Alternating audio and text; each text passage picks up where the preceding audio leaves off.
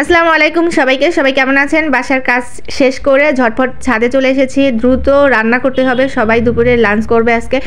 আর এখানে দেখেন টফির বাচ্চাগুলো, মানে আমাদের খরগোশের বাচ্চাগুলো কিভাবে ঘুমাচ্ছে রোদ পেয়ে। আর তাদেরকে আজকে সকাল সকাল ছাদে নিয়ে আসা হয়েছে। আর ছাদে এসে ওদের মার সাথে কিছুক্ষণ ছিল, তারপরে এখন একা একা তারা ঘুমাচ্ছে। পরবর্তীতে আবার ঢেকে দেওয়া হয়েছে যদি কোনো কাকটাকে সে বাচ্চাগুলোকে নিয়ে যায়, কিন্তু আমাদের দেখাশোনা করার জন্য বিড়াল তো ছিলই। আর পাশে তো আমরা তো সবাই দেখাশোনা করছিলাম, আর ওরা রোদ্রে বেশ ভালোই ঘুমাচ্ছিল সকাল থেকে। আর আপনাদের ভাইয়া গতকালকে মিক্সড সবজি খেয়ে এতটাই পছন্দ করেছে, আরও অনেকগুলো সবজি নিয়ে এসেছে। বলছে যে শীতকালে মিক্সড সবজি সবাই নিয়মিত খাবো, তাই বেশি করে নিয়ে এসেছে, যত সামনে ছিল সবগুলো। তো আপা আবার এখানে কাটাকাটি শুরু করে দিয়েছে। দুপুরবেলা সময় থাকে না, খুব দ্রুত রান্না করতে হবে।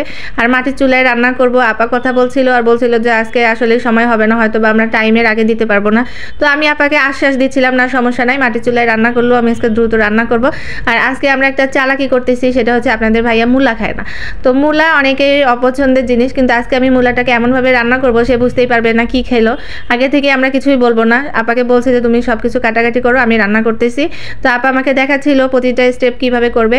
আর এখানে দেখেন কত সবজি।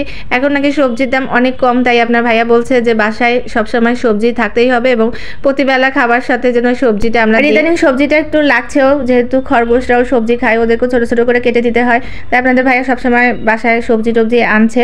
আর এখানে মটরশুঁটি, আপনারা কে কে মটরশুঁটি পছন্দ করেন? আমার তো ভীষণ পছন্দ। আমি আপনাদের ভাইয়াকে বলছিলাম যে মটরশুঁটি এনে দিতে। আমি অনেক বছর পরে আজকে মাছ দিয়ে, আলু দিয়ে, টমেটো দিয়ে মটরশুঁটি রান্না করে আজকে টেবিলে দিব, সবাই একসাথে খাবো। তো এখানে আমি নতুন আলু, টমেটো আর মটরশুঁটি দিয়ে মাছটা রান্না করছি।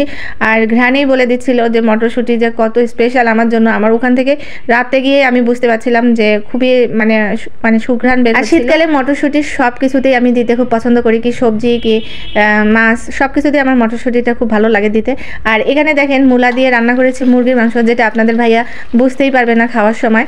আর আপা এটাতে সার্ভ করে দিচ্ছে টেবিলের মধ্যে দেওয়ার জন্য। তো আমি দেখে ভাবছিলাম যে বোঝা যায় নাকি কোনোভাবেই যে এটা মূলা, কিন্তু না, সে আসলেই খাওয়ার সময় কোনোভাবেই টের পাওয়ার মতো অবস্থা আমি রাখিনি, এমনভাবে রান্না করেছি। আর এটাই হচ্ছে গৃহিণীদের টেকনিক, যে কিভাবে কোন জিনিস তাদের পেটে চলে যাচ্ছে তারা বুঝতেও পারবে না।